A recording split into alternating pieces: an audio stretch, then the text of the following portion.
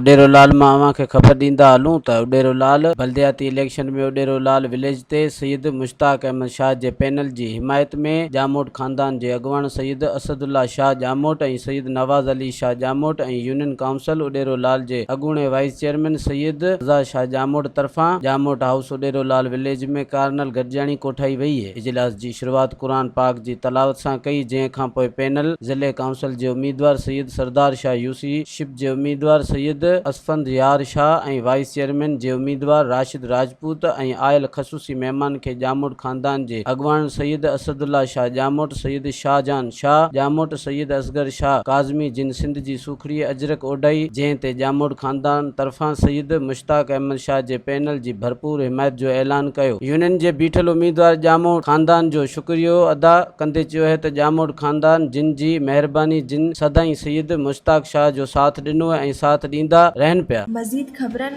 ऐं तफ़सीलात लाइ विज़िट कयो असांजी वेबसाइट www.awamiNewsHD.com ऐं ॾिसंदा रहो अवामी न्यूज़ HD।